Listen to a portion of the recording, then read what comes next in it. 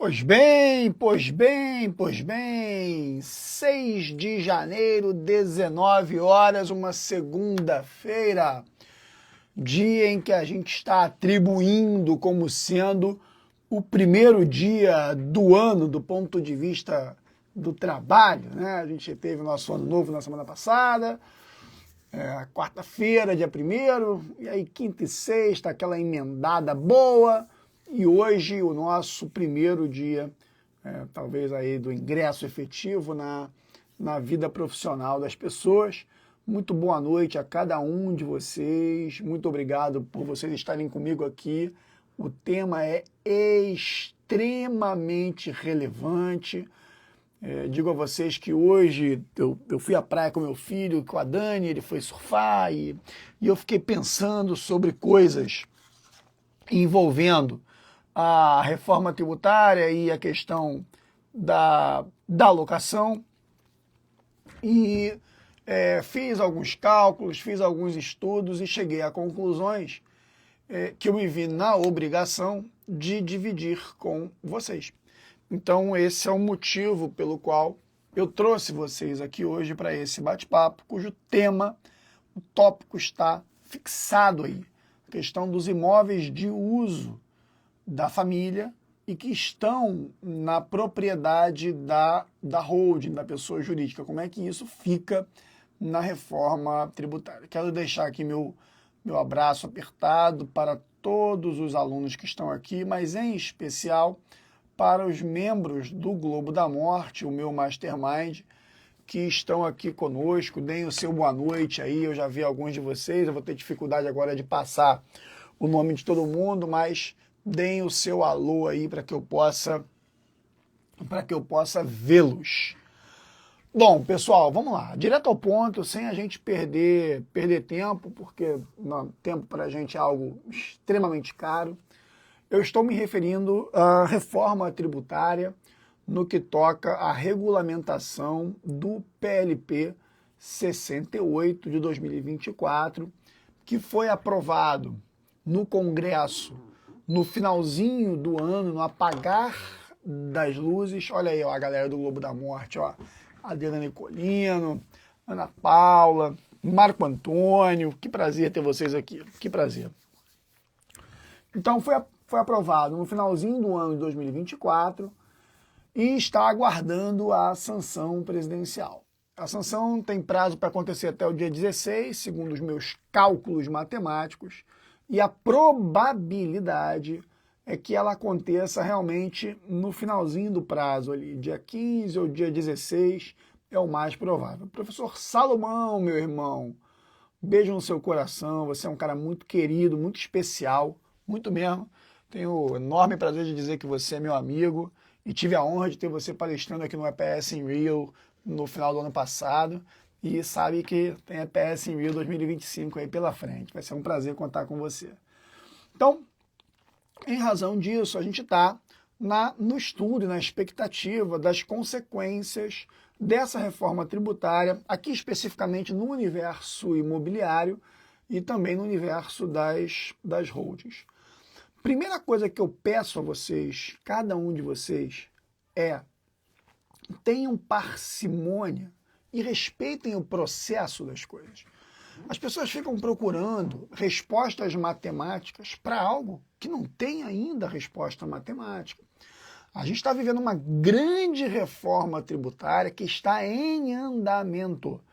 E, gente, tem tanta coisa em matéria tributária antiga, de décadas, sobre as quais a gente sequer amadureceu plenamente ainda. Vide, por exemplo, a questão de TBI, em que a gente fica com o tema 796 julgado em 2020 e agora, na esteira dele, o tema 1348 em relação à imunidade na atividade imobiliária. Ou seja, a gente não vai encontrar respostas completas, definitivas para a reforma tributária nesse momento.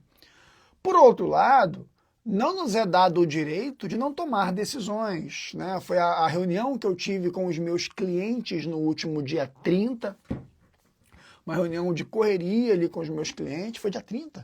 Não, foi semana passada. Agora já, acho que foi semana passada, foi dia 2. que eu tive com os meus clientes e eu expliquei para ele, nós somos seres decisores. E os seres decisores têm que tomar suas decisões em que pese a angústia e o temor que isso importa, que isso implica. Obrigado, Jéssica, lembrou que foi dia 3 aí, Jéssica do SMGA, advogada agro, está aí conosco. Então, dentro dessa noção de, um lado, uma grande reforma com grandes mudanças de coisas que nós estamos ainda em amadurecimento. E de outro lado, a necessidade de tomar decisões, é assim que a gente vai pautar essa conversa. O que significa que as conclusões que eu vou chegar aqui podem não se mostrar acertadas mais na frente. E eu tenho convicção de que isso é natural. Eu não tenho nenhum medo de me expor a vocês para dizer quais são as minhas impressões sobre o que está acontecendo em matéria de reforma. Feito esse preâmbulo, o segundo pedido que eu faço a vocês é: tomem cuidado, porque a internet adora opiniões formadas. A internet adora entregar convicção. E como vocês tendem a querer convicção, tendem a querer opiniões formadas e definitivas, vocês são prato cheio para as pessoas que querem vender convicção. Agora vai ser assim, agora faça assado, agora isso vai acabar, agora isso agora vai ser... Tá? Então, assim, é fome com a vontade de comer num sentido negativo, em que algumas pessoas demandam respostas matemáticas e outras, para se vender melhor, entregam respostas matemáticas e às vezes não sabem nem escrever o nome inteiro, entendeu? Assim, né? No sentido ultra figurado aqui quanto a isso. Então, esse foi o meu segundo preâmbulo, meu segundo pedido a vocês quanto à parcimônia na leitura e na interpretação das informações que as pessoas estão passando. Digo a vocês, consumam mais informação de quem está se mostrando com dúvida. E procure se afastar daqueles que estão falando das coisas com uma convicção muito determinada. Bom, feitos esses dois preâmbulos, eu vou ao assunto. A reforma tributária que está no nosso assunto de hoje é o PLP 68, como eu disse, que está na mesa do presidente para a sanção. Vai acontecer aí nos próximos 10 dias. Pode acontecer hoje, amanhã, depois de amanhã, até o dia 16, que é o deadline para ele sancionar. O que esse PLP faz em matéria de impacto nas holdings familiares no que toca a imóveis e sua locação? Ele substitui 2 tributos que incidem na locação, que são PIS e COFINS, por outro que vem no lugar, que é a CBS, a contribuição que vai para a União, contribuição sobre bens e serviços. E passa a incidir um imposto que não tem nenhuma correlação hoje na locação, que é o IBS, Imposto sobre Bens e Serviços, que vai incidir onde houver ICMS, que vai incidir onde houver ISS. Só que na locação não incidem nem ICMS, nem ISS, porém passará a incidir IBS, porque é um novo imposto, um novo tributo, com seus fatos geradores determinados e definidos no PLP 68. Então, a verdade é que na locação por empresa, PJ, objeto imobiliário ou não, você vai passar a ter, além do imposto de renda e da CSLL, você vai passar a ter a IBS, CBS e vai deixar de ter PIS e COFINS. Qual é a alíquota de PIS e COFINS hoje?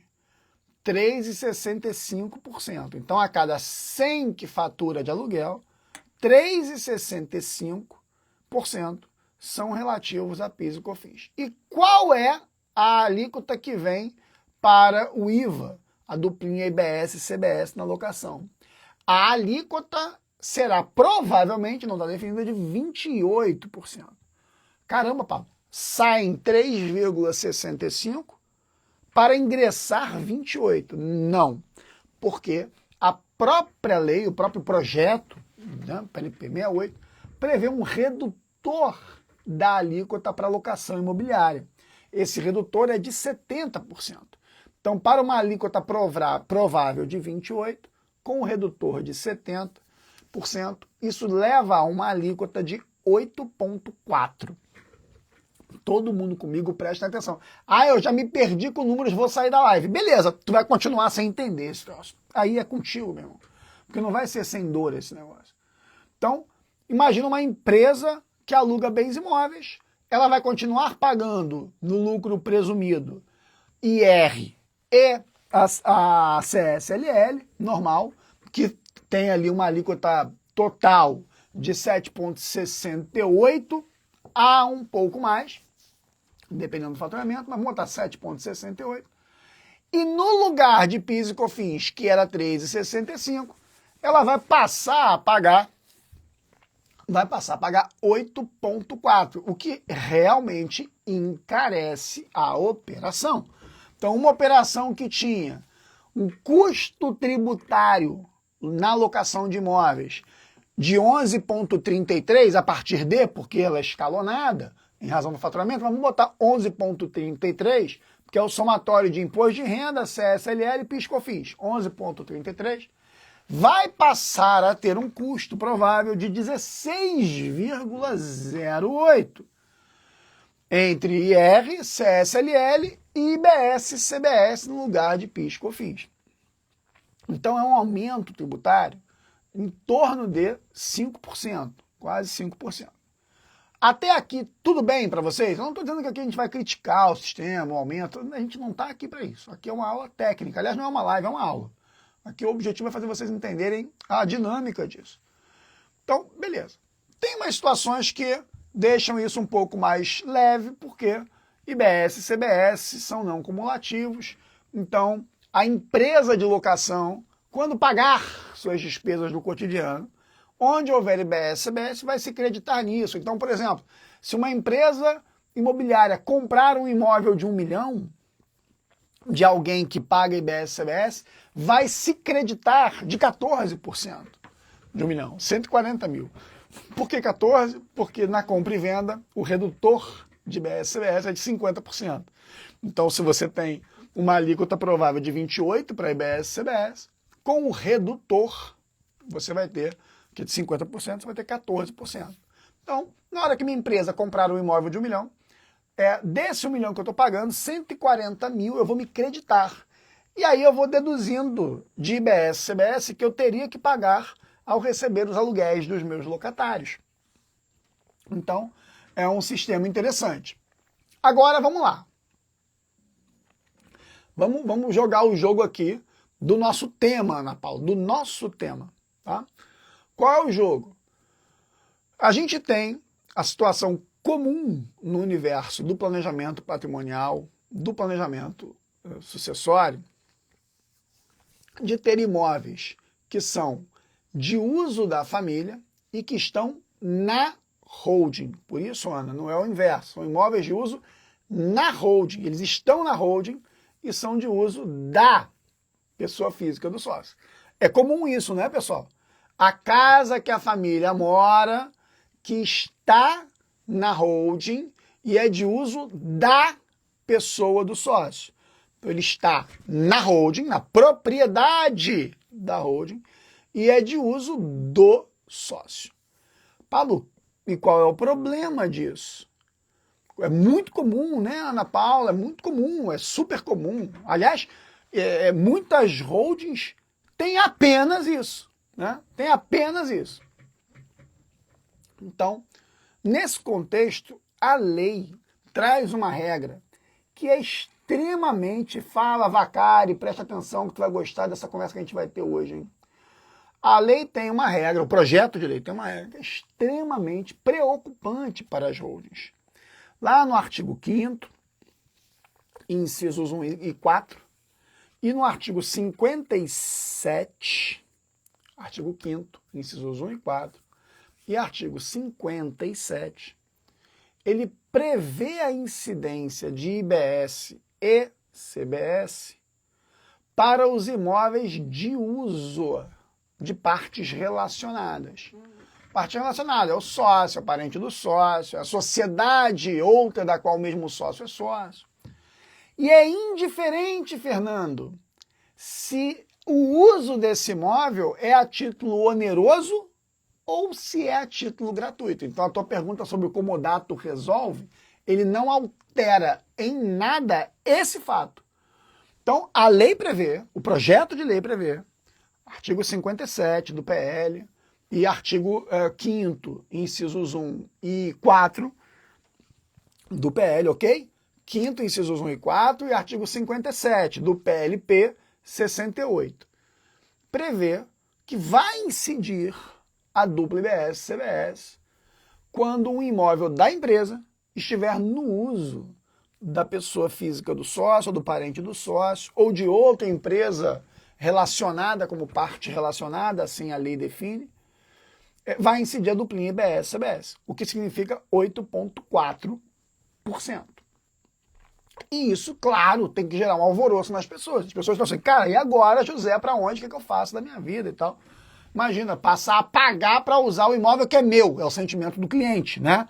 Ainda que você diga, não, ele não é seu, é da empresa, não se confunde a pessoa do sócio com a pessoa da sociedade e tal. Mas o sentimento que vai gerar no cliente é de que ele está pagando para usar um imóvel que é dele. Uma pausa para eu explicar uma outra coisa para vocês, que pouca gente sabe. Por que é pouco fiscalizado?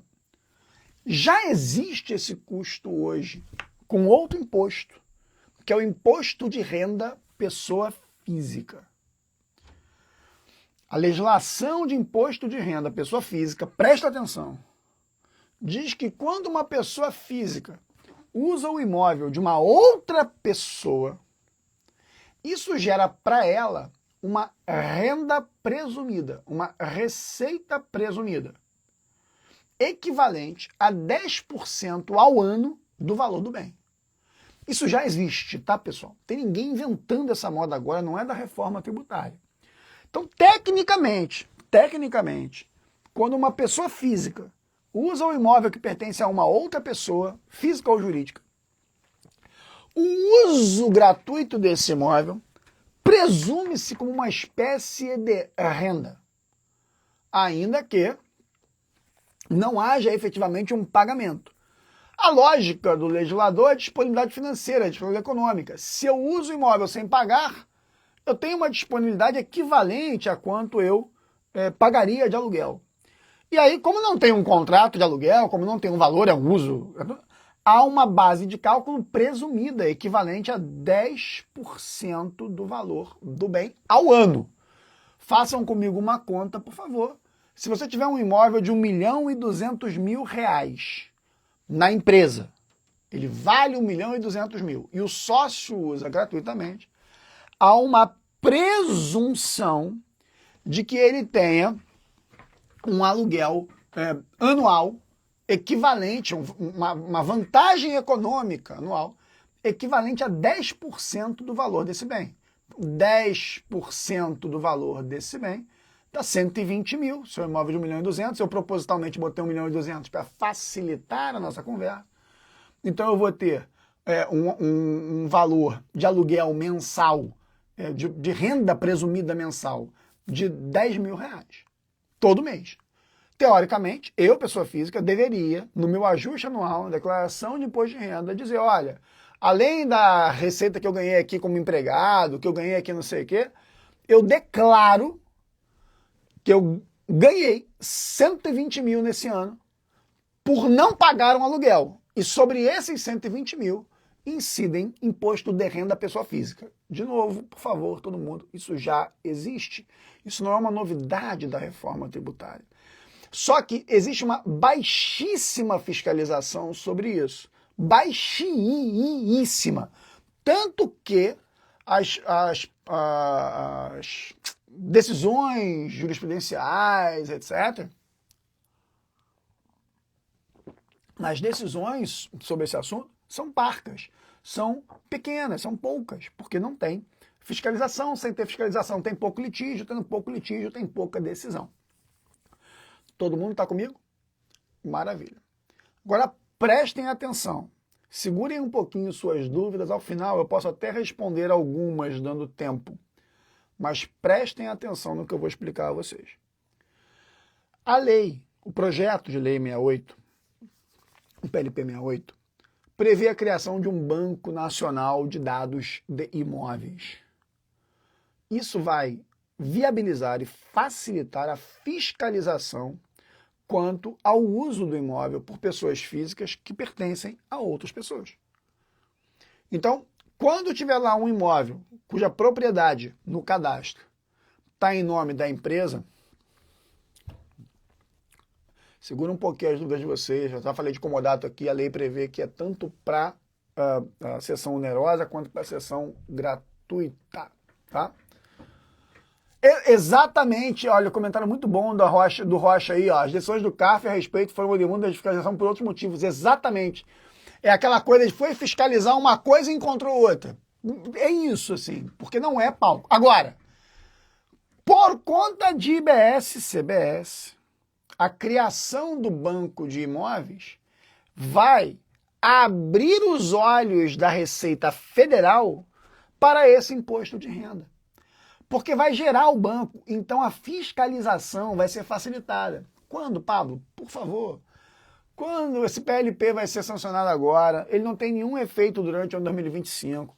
Começa a alíquota teste em 2026, depois vem fim de PIS e COFINS em 2027, com o IBS CBS full, depois começa gradualmente a IBS, o IBS, tirando de cena ISS e ICMS, até 2033. E nesse percurso vai haver o comitê gestor de BSBS e vai haver a criação do banco. Então, eu não imagino que isso produza efeitos imediatos no nosso cotidiano em relação ao aumento de fiscalização. Mas, o que eu posso dizer a vocês é, essa previsão de tributação de IRPF, Imposto de Renda da Pessoa Física, pelo uso gratuito de imóvel que está na empresa, que hoje tem baixíssima autuação, baixíssima fiscalização, vai ter um fator facilitador da fiscalização. Consequentemente, vai começar a acontecer a autuação. E vocês não podem tirar isso do radar na hora de fazer as suas contas. Então, entendam o seguinte. Vamos imaginar que a família tem um imóvel de uso que está na empresa. Se ela não fizer nada, se ela continuar como está, do jeito que está hoje, o que vai acontecer quando tudo estiver funcionando em nível de fiscalização? Vai pagar no imóvel de 1.200.000, vamos pegar esse dado como um dado bom para a gente entender, 1.200.000, que dá 10 mil por mês, facilitando toda a nossa conta.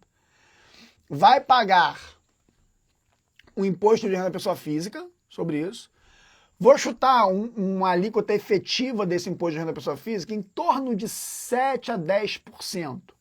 Pablo, da onde você está tirando uma alíquota efetiva de pessoa física de 7 a 10%? Eu não conheço isso. Para mim, imposto de renda da pessoa física é 27,5%. Pois é, isso é o que os papagaios da internet ficam repetindo para vender holding para imóvel de baixo valor. Na verdade, a pessoa física tem uma alíquota de imposto de renda progressiva que pode chegar a 27,5%. E mesmo que os valores sejam altíssimos, as primeiras faixas sempre serão tributadas nas alíquotas menores. Então, nenhuma pessoa física paga sobre toda a sua renda, nenhuma pessoa física paga 27,5% de imposto de renda. Tá? É uma mentira que as pessoas contam para vender. É cara de pau mesmo. E aí uma pessoa que tem uma renda locatícia, uma renda pessoal, pessoa física, em torno de 10 mil por mês, e tem lá despesas com plano de saúde, de filho e tal, filho menor, etc., fica com uma alíquota efetiva em torno de 7%. Então, vamos imaginar que essa pessoa do sócio não tenha nenhuma renda tributável relevante. Nenhuma renda tributável relevante. Essa pessoa física do sócio, ele é sócio da empresa, ele recebe dividendos, ele não tem nenhuma renda tributável relevante. Mas ele usa o imóvel da empresa, um imóvel de 1.200.000. Se ele usa, ele tem uma renda presumida mensal de 10 mil, que é 10% ao ano do valor do imóvel. 120 mil ao ano, 10 mil ao mês. Com uma alíquota efetiva próxima de 7%, esse camarada vai pagar R$ 700 por mês de imposto de renda à pessoa física para usar o imóvel que está na empresa dele. Isso já existe, isso já pode acontecer com qualquer um, só não é fiscalizado. Mas vai passar a ser por conta do Banco de Imóveis de IBS-CBS, previsto no PLP 68, para a fiscalização de IBS-CBS. E a empresa que está deixando o sócio usar gratuitamente esse bem vai pagar 8,4% de IBS-CBS. 8,4% ela vai pagar de IBS e CBS sobre esse valor. Então, R$ 840 por mês, numa renda presumida de 10%, né? R$ 840 por mês. E, cara, IBS, CBS, pelo que você entendeu, vai incidir se houver locação, se houver uso gratuito, vai haver de qualquer maneira. Então, o que eu estou conversando com os meus clientes e com a minha equipe, e com os meus mentorados, e com os meus alunos, e agora com a minha audiência aqui, que são vocês? Primeira coisa, o que me parece melhor? Um uso gratuito ou um uso oneroso? Ou seja, levando em conta que eu posso sofrer fiscalização de IBS, CBS e do IR em algum momento, qual será o melhor vínculo jurídico para o imóvel que está na empresa, está na PJ e é de uso do sócio? Qual é o melhor vínculo jurídico para eu ter o menor impacto tributário? Eu não estou falando da sonegação da informação, porque o sonegador não paga nada e deve tudo. Então eu estou tratando nas situações em que alguém queira saber se eu tiver o custo efetivo, qual é a melhor maneira de eu tê-lo, ok? Esse é o papo que a gente está tendo. Esse é o papo. Qual é o melhor caminho? E a conclusão que eu cheguei é que a locação é melhor do que a cessão de uso ou uso gratuito. Por quê? E aí não é nem só a questão, cara Penedo, do crédito, mas é a questão da base de cálculo. Me acompanha, por favor, todo mundo me acompanha. Quando a legislação federal presume uma renda presumida de uso de imóvel pela física de 10% do valor do imóvel, 10% ao ano, cara, 10% ao ano é coisa pra caramba, pessoal. 10% do valor do imóvel ao ano é muita coisa, minha galera. É muita coisa mesmo. Faça a conta. Divida 10% por 12 para você chegar ao mês. É 0,83, se eu não estiver enganado. É 0,83, tá? 0,83 vezes 12, é isso aí, que vai dar 9,96. É 0,83 em dízima periódica. Então, a presunção de receita para PF no uso gratuito gera uma base de cálculo para PF, para pagar o IR, de 8,33%. Desculpe, 0,83% ao mês, 10% ao ano. É altíssima. 10% ao ano. Na pessoa física, a alíquota efetiva vai variar de acordo com a vida do cabra. Se o cara tem mais rendas tributáveis, a alíquota efetiva do cara vai mais pro alto. Se o cara tem mais despesas dedutíveis, na dedução ele vai ter menos imposto na pessoa física. Então, a alíquota efetiva da PF é muito oscilante de acordo com cada ser humaninho, com cada situação familiar. Mas pautando numa dinâmica de pouca renda tributável, 2 filhos de despesa regular, a alíquota efetiva desse cara na PF vai ser 7%. O que significa que numa renda presumida de 10 mil ao mês, no imóvel de 1.200.000, esse cara está pagando R$700 ao mês de imposto de renda. E a PJ? Quanto a PJ estaria pagando nesse imóvel do que seria o IR da PF, que é o IRPJ mais CSLL. Quando eu pego o aluguel, alguém comentou lindamente, cara, quem é que ganha de aluguel 0,83% ao mês, gente? Que aluguel é esse? Quem me dera ter um aluguel de 0,83%. Um aluguel líquido hoje é 0,3% ao mês. É 3,6% ao ano. Contra 10% na presunção PF. Então, se eu faço um contrato de locação da pessoa jurídica para a pessoa física, locação com pagamento de preço, porque se for cessão de uso pessoal, ainda que haja a onerosidade das despesas de IPTU, etc., o uso do imóvel efetivamente pode ser entendido como gratuito, porque é muito natural na própria locação, que as despesas de IPTU e condomínio fiquem com o locatário. E ele paga o aluguel também. Se você colocar sessão, pode chamar como quiser. Sessão de uso, sessão de não sei o quê, comodato oneroso, os caras estão inventando uma porrada de nome. Mas no final do dia se o cara que está montado no imóvel, usando o imóvel, não estiver pagando o aluguel para a Receita Federal, se fiscalizado for, hoje não é, mas vai passar a ser, ele vai ter a presunção de 10% ao ano de locação. Contra 3,6% se a gente pensar numa locação normal, pessoa jurídica. Então, imagina que ao invés de eu ter um uso gratuito do imóvel, de eu ter um comodato, uma cessão com o ônus de pagar, se eu fizer uma locação com um valor de mercado de 0,3% ao mês, 0,3%, cara, é fair enough. Até 0,2% dá para dar uma abusada. O meu medo do abuso é que o abuso obrigue a uma imputação, tá? Até porque vai ter tabela FIP de imóvel, o projeto de lei prevê isso. Então, se eu fizer uma locação por 3,6% ao ano, 0,3% ao mês, a pessoa jurídica vai pagar de imposto de renda e CSLL, vai pagar 276, eu anotei aqui, né, porque eu fiz as minhas anotações, R$276 por mês contra os 700 da pessoa física. Lembrando, IBS, CBS, eu estou considerando que vai acontecer em qualquer cenário, porque o PLP 68 prevê a incidência de IBS e CBS tanto para os imóveis alugados como aqueles que estiverem em uso por qualquer razão. A lei já prevê, o projeto já prevê isso.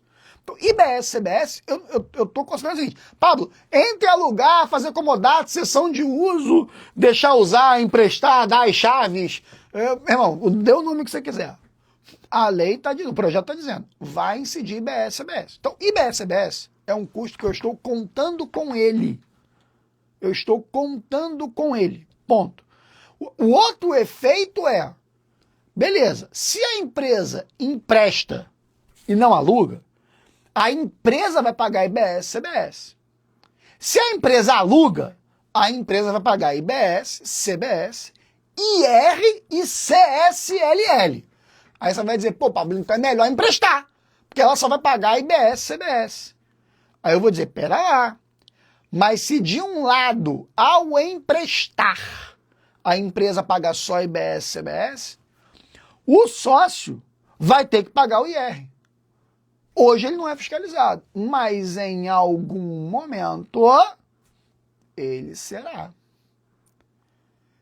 E aí, nesse momento, entre o sócio pagar IR na física sobre 10% ao ano do imóvel, eu prefiro que a empresa pague IRCSLL sobre 3,6% ao ano, fazendo um contrato de locação com um aluguel de 0,3% ao mês, que é um número razoável. Se você está aqui, tem 206 pessoas aqui agora, vai, oscila e tal. Se você está completamente perdido, Você tem que depois pegar essa live, assistir de novo. Você tem que pegar essa live, pegar um papel e uma caneta e anotar esses números. E não fugir do assunto. Senão você vai ser o mesmo. Se você insistir em fugir do assunto, vai lhe caber apenas aceitar o que as pessoas disserem goela abaixo. E você vai ficar um copião, que é o que as pessoas querem ser hoje. Copião. Quero copiar. Me diga o que eu tenho que fazer. Me diga o que eu tenho que fazer. Você não pergunta na internet como é que você tem que transar, meu irmão. Você tem que perguntar, o cara... Tudo você tem que... eu vou copiar, copião. Então, meu sentimento é o seguinte. Se vocês estão aqui agora e estão com dor informacional, o que é dor informacional, né, Gleice? Dói, meu irmão. Você acha que a informação não dói? Você acha que eu estou mentalmente tranquilo com tudo que está acontecendo? Que eu acordei sabendo a reforma tributária, como se eu tivesse feito. Tu achas mesmo que eu sei tudo que está acontecendo? Ou tu achas que eu não estou sofrendo com esse troço? É claro que eu estou sofrendo. A única coisa é que eu aceitei que eu tenho que sofrer para eu estar à frente. Então, você tem a opção de sentir a dor do conteúdo que está sendo passado aqui e usar essa dor em seu favor. Porque, pô, bem ou mal, eu tô aqui te dando a informação, vocês perceberam? Perceberam a diferença da informação que é prestada? Aluga, cede, faça isso, faça aquilo. Assim, ó, objetivamente, dando respostas matemáticas. E eu tô dizendo, pera lá, calma aí, vamos devagar.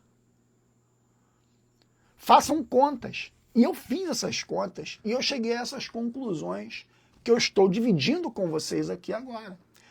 E eu não cheguei nessas conclusões o tempo inteiro, eu estou chegando a essas conclusões. Então, para mim, hoje, friamente, imaginando alguém que vai cumprir as regras tributárias à risca em relação a imóvel de uso, a mim parece, com todas as ressalvas, que a locação com um valor de mercado decente, 0,3 ao mês, 3,6 ao ano, é mais barata tributariamente do que uma cessão de uso sem remuneração pelo uso. Porque pagamento de IPTU e condomínio, etc., não é exatamente uma remuneração, é pagamento de despesa, é outra coisa. Porque se a fiscalização e RPF passar a acontecer, e eu acho que ela vai acontecer para e passo a fiscalização de BS-CBS, porque a base, o banco de imóveis vai estar na mão do governo, é mais barato pagar IRPJ e CSLL com uma base de cálculo de 0,3 ao mês do que pagar IRPF com uma base de cálculo de 0,83 ao mês na presunção. Tamo junto, né? Maravilha. O Vacari, porra, maravilhoso, né? Pô, e o cara que não tem, por exemplo, lastro para pagar o aluguel, ele tem, porque ele é usufrutuário da PJ, ele tem dividendo, então ele vai jogar o jogo, ele vai pagar. Agora, calma. Eu tô propondo a vocês que não aceitem as informações que são goela abaixo, inclusive as minhas. Onde eu quero chegar com isso? O que eu estou fazendo com os meus clientes? Quarta-feira tem reunião no Globo da Morte, hein, galera? E eu vou dividir isso com vocês. O que eu estou fazendo com os meus clientes? Meu filho, assina 2 contratos aqui. Assina um de comodato e assina um de locação.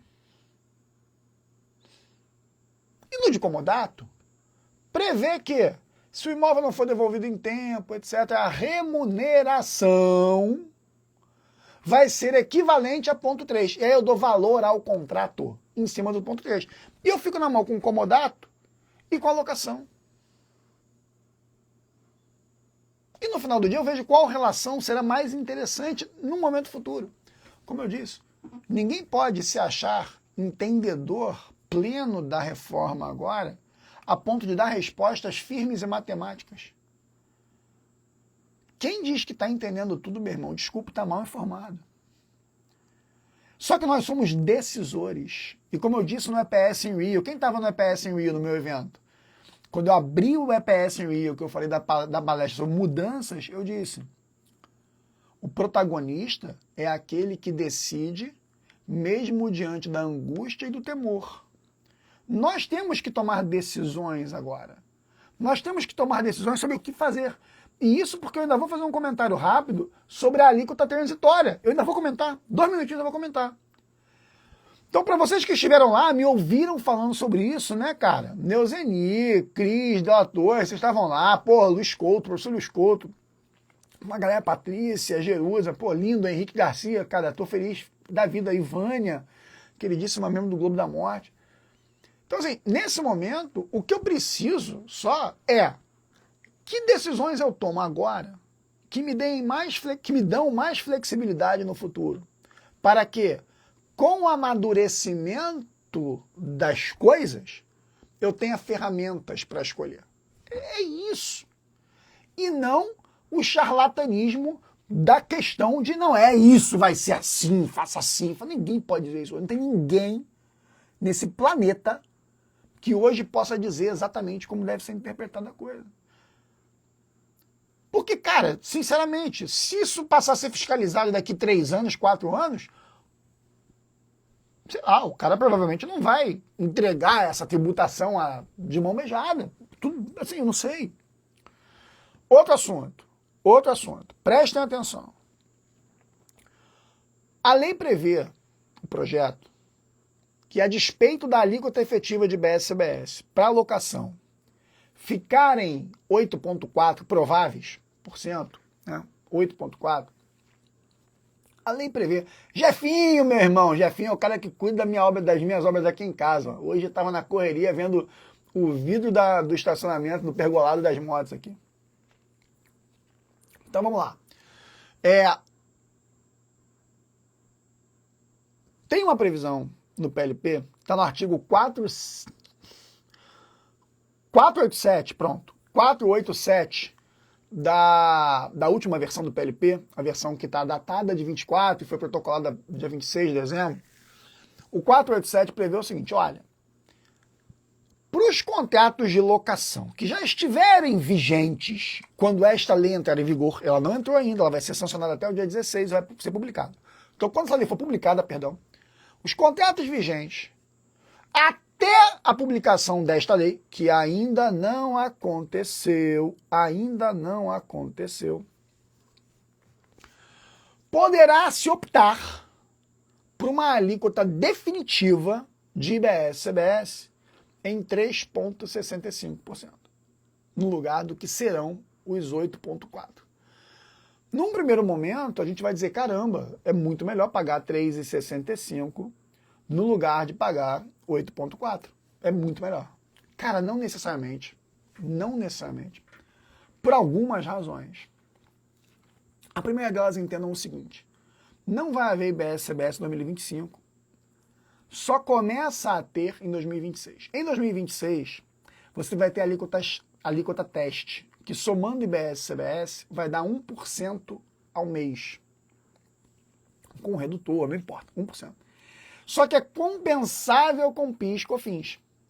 O que significa dizer que em 2026, em 2026, quando começar com a alíquota teste, a gente vai ter o mesmo custo. Porque o que eu pagar de alíquota teste de IBS-CBS, eu vou deixar de pagar, eu vou deduzir de PIS e COFINS. Então, na alocação, a duplinha, ou melhor, aí vai ser uma quadra, né? PIS, COFINS, IBS-CBS, tudo junto. Vai ser concomitante, tá, pessoal? Vai continuar tendo um custo global de 3,65. Então, se em 2025 não tem IBS-CBS, em 2026 tem, mas o efeito é zero, o impacto é zero, porque vai zerar, vai compensar uma coisa com a outra, eu só estou falando de alguma mudança a partir de 2027. Essa alíquota diferenciada de 3,65, que é possível para contratos vigentes antes da lei ser publicada, e tem que ser provado por firma reconhecida ou assinatura eletrônica.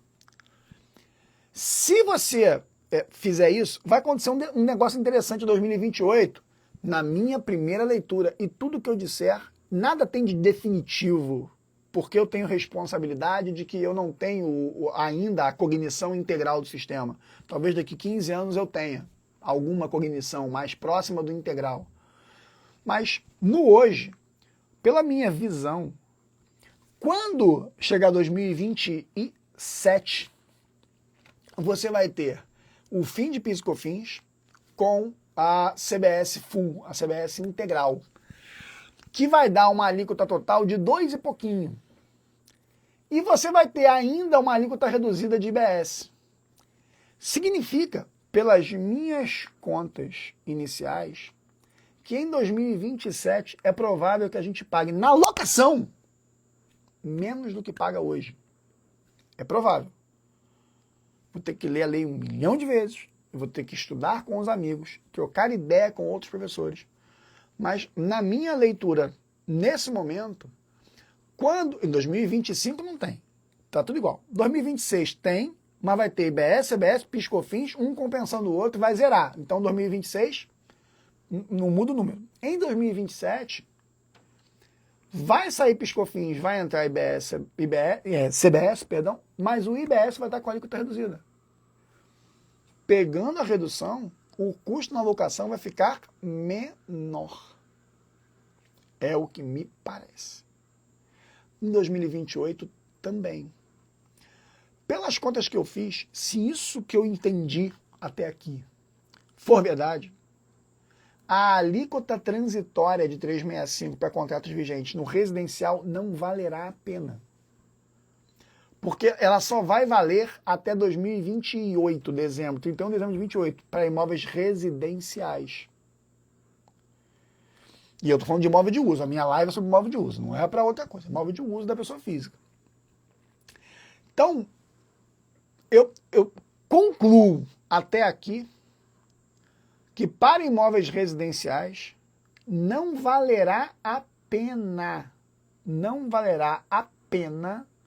o regime transitório do artigo 487 do PLP 68.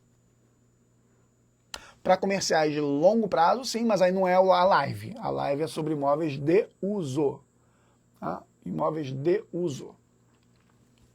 Então, dentro dessa toada, eu não sei. Realmente eu não sei, porque me parece vai ficar mais caro se eu usar o regime transitório para imóveis de uso residencial. Estou falando de imóvel de uso residencial.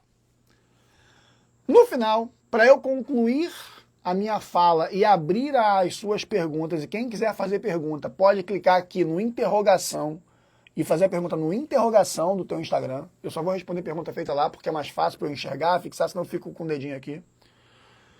Por fim, como todos nós estamos aprendendo sobre o novo sistema, e eu também, minha recomendação é: tenha ferramentas de opção para os seus clientes. O que eu digo isso?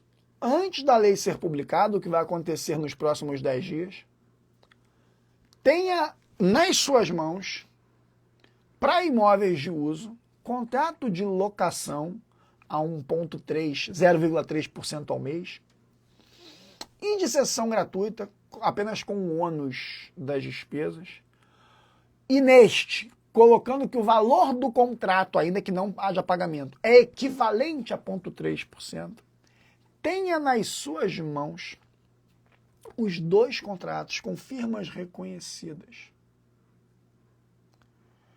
Porque se você tiver essas 2 opções, ali na frente você escolhe qual dos 2, ou se nenhum dos 2 você vai usar.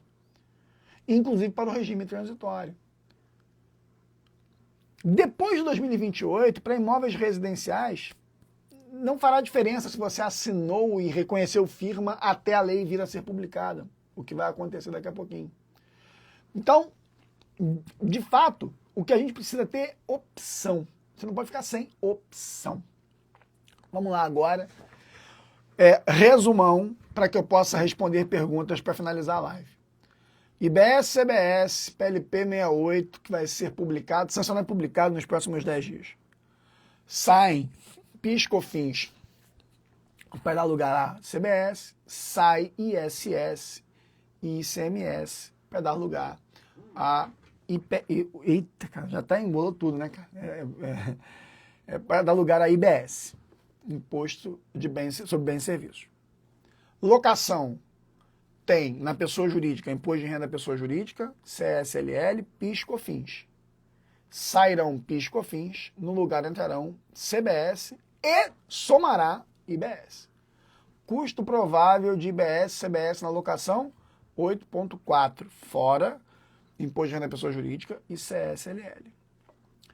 Imóveis de uso, artigo 5º, incisos 1 e 4 do projeto, e artigo 57. Imóveis de uso, mesmo que gratuito, usado pelo sócio ou por outra empresa do sócio, não importa, vai gerar, a utilização desse imóvel vai gerar incidência de IBS, CBS. Ah, se fizer comodato, IBS, CBS. E se fizer alocação, IBS, CBS. Sessão de uso, IBS, CBS. É isso que a lei está prevendo. O sócio que usa gratuitamente deveria dar a tributação ao ano 10% do valor do imóvel. No imóvel de 1.200.000, 120 mil ao ano, vai gerar uma carga tributária mensal de R$700. Ninguém dá a tributação a isso. E essa realmente é uma omissão de receita de 100%, creio eu. Mas se fiscalizado for, essa é a verdade. Como para fiscalizar a IBS, CBS vai ter banco de imóveis, ou previsto no PLP, isso vai facilitar a fiscalização, pessoa física. Então, se a pessoa jurídica comodatar, emprestar, deixar usar, não tiver contrato, mas deixar usar para física, a jurídica vai pagar IBS, CBS de 8,4, 840, portanto, no imóvel, se pegar aí, né, a presunção de 10% ao ano, e a pessoa física vai pagar a alíquota PF, que vai oscilar de acordo com outras receitas e despesas que aquela pessoa tem, mas vai ficar em torno de 7% para 10 mil ao mês. Isso vai gerar um custo tributário, portanto, razoavelmente alto para um imóvel de uso. 700 na PF, 840 na pessoa jurídica.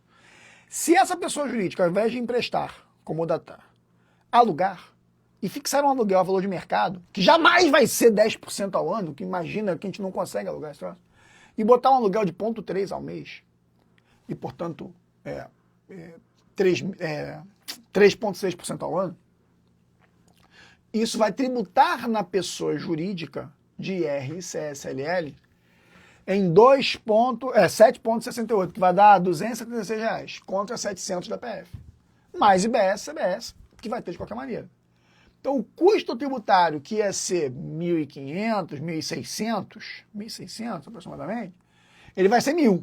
É uma economia. Então, em princípio, para quem for fazer tudo na cartilha, é mais barato, tributariamente, alugar para o sócio do que emprestar. Se e quando houver a tributação sobre o imposto de renda da pessoa física. Regime transitório. Tem que assinar o contrato, reconhecer firma ou ter assinatura eletrônica até a lei ser publicada, vai acontecer até o dia 16, dá tempo ainda, corra, e na minha opinião, para que todo mundo tenha opção, faça 2 contratos, um de comodato, um de locação, deixa guardado, para que depois a gente possa escolher o que fazer com eles. Nesse momento é o que dá para opcionar. Dúvidas de vocês, eu tenho aqui no interrogação 3 dúvidas, eu vou responder aqui, né? Primeiro tem uma pergunta aqui que eu não sei responder, que é, professor, onde está o vídeo dos melhores livros? Eu não sei a que se refere, não sei mesmo.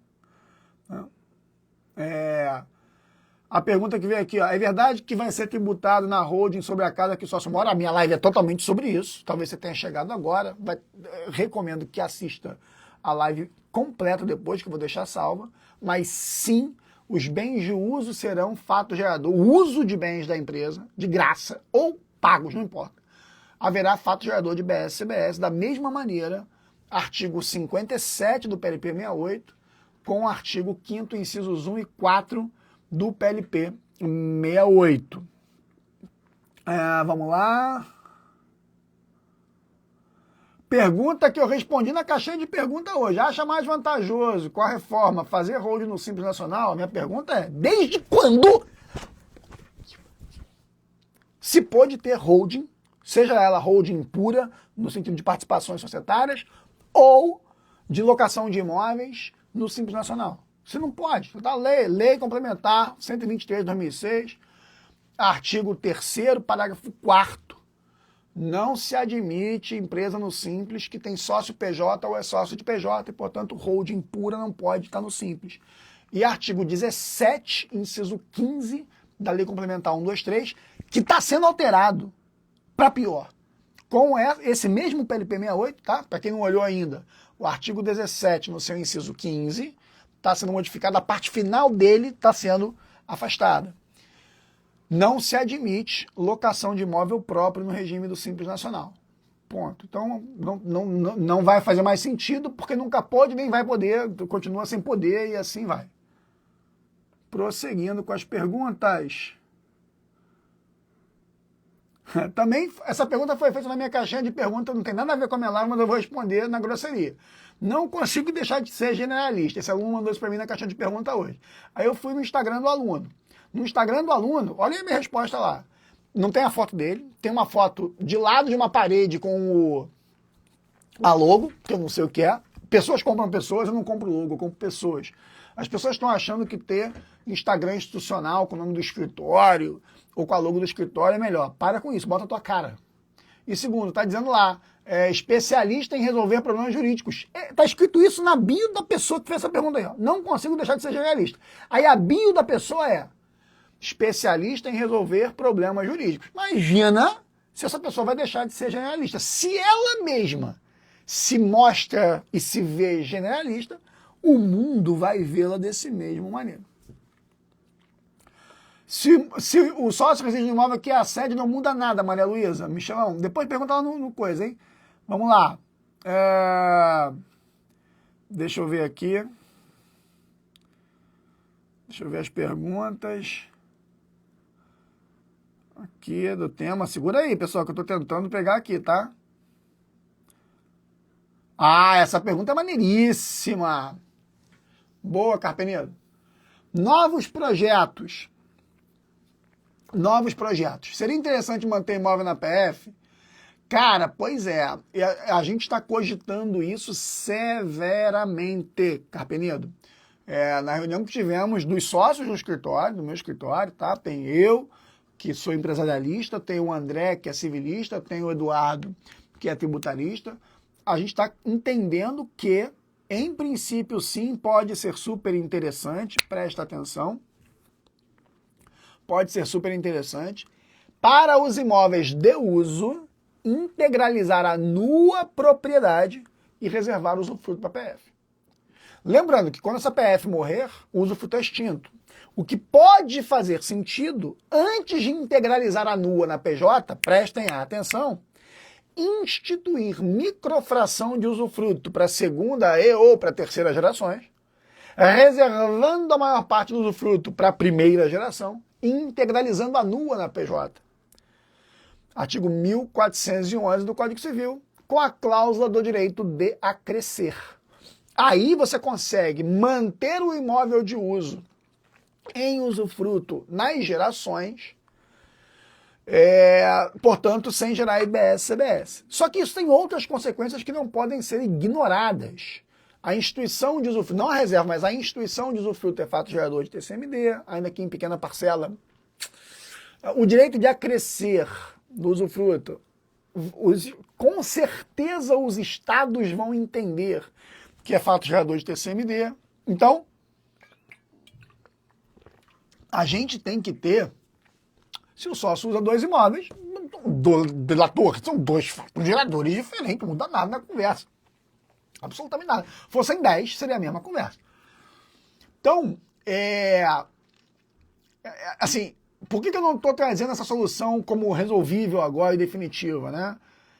Porque existem outras consequências que não podem ser ignoradas, em especial o ITCMD, no direito de acrescer, e em alguns lugares, na baixa do usufruto, com discussão. Então,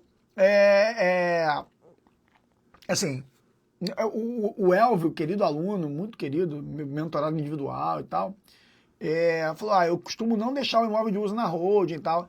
Os imóveis de uso que são direcionais, esse é da filha, esse é do filho, não sei o quê, eu também gosto muito de deixar fora da holding ou na holding do filho, né? Quando eu faço o modelo de rodear os filhos. Mas, realmente, pessoal, eu não sei. Assim, o que eu fiz, tá? Pra vocês entenderem. Eu dei uma pausa, inclusive, nos projetos do escritório, um pouquinho. Segurei a onda nos projetos do escritório para repensar os modelos.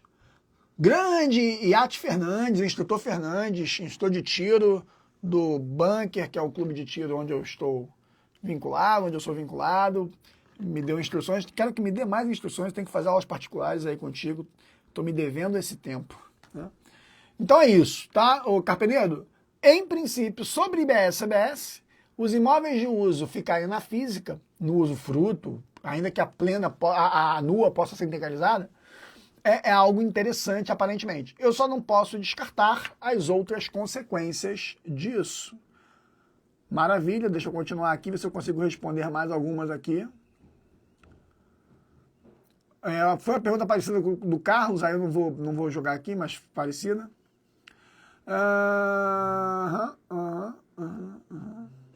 Muito bom. E quando o imóvel é da PF e a PJ é quem usa? Veja, a pessoa física só vai ser contribuinte regular de IBS-CBS quando tiver locações em valores mensais acima de 20 mil, valor anual de 240 mil e com 3 imóveis. Então, não vai ter IBS-CBS para essa pessoa física se não tiver nessas condições de valores. Eu acho que é o artigo 2, eu não vou lembrar agora. Não vou lembrar o artigo que fala da pessoa física como... Deixa eu ver se eu consigo olhar aqui rapidinho, em 2 segundos, caso vocês queiram. A pessoa física como contribuinte compulsória. Espera aí, 1 segundo. Se alguém tiver aí na mão. De operação, tá lá, FIP dos imóveis, pessoa... o 251, eu ia falar. 251, parágrafo 1º. Obrigado, Couto. Obrigado, cara. Então, não vai ter IBS-CBS se não tiver nessas condições, tá? 251, parágrafo 1º. Arteiro, você tá por aí também, Luiz Couto, já tinha falado, você não tinha visto. Então, beleza. Acho que isso aqui já foi respondido, respondida.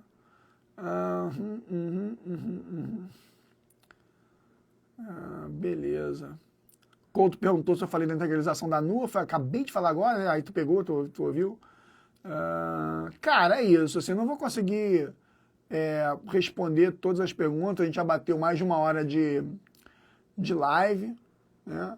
Então, eu espero que eu tenha conseguido causar em vocês, mais do que respostas, o desconforto da dúvida, né? As pessoas estão, como eu disse no começo, muito em busca de respostas matemáticas e não estão dando o braço a torcer e dizendo, cara, eu estou estudando pra caramba e eu não sei exatamente como isso vai ser. Assim, eu estou estudando, é o que eu faço.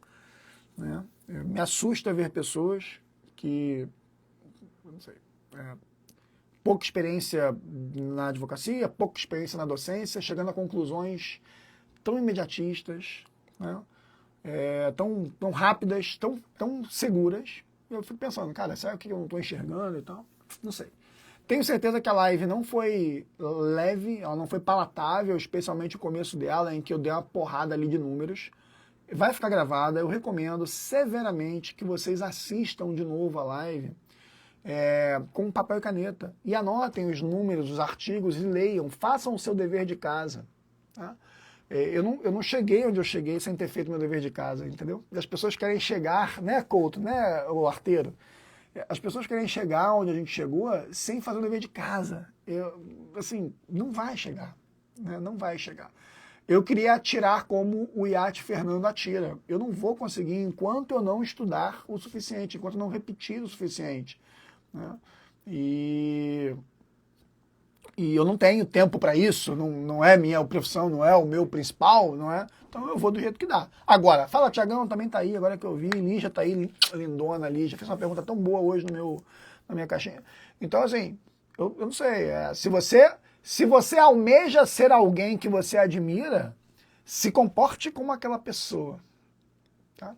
Ou se comporte próximo, não é copiar, mas trilhe os caminhos que aquela pessoa está trilhando. Então, se você acha que eu cheguei num bom lugar fazendo o que eu faço, Pergunte como eu cheguei. Né? Não queira o meu resultado sem querer o meu caminho. É muito difícil. Tá? É isso, pessoal. Olha, beijo grande no coração de vocês. Agora eu vou ficar com Dani, vou dar um beijinho na Dani, ver um filminho, alguma coisa assim. Estudem. Meus amores do Globo da Morte, quarta-feira, 8 horas, temos encontro. O nosso encontro vai ser recheado de coisas bacanas. Eu quero falar com vocês na quarta, cara, acho que quero dizer para todo mundo, hein? Façam do ano de vocês um ano diferente em relação à guarda de recursos, a projetos de vida. E eu vou fazer lives essa semana com frequência, tá, pessoal? Amanhã eu devo fazer mais live e eu quero dividir entre assuntos técnicos de reforma tributária ou de holding, etc., também com assuntos de carreira e de vida, tá? É isso. Um beijão para vocês. Muito obrigado pelo carinho, pela confiança e pela audiência. Fui, valeu!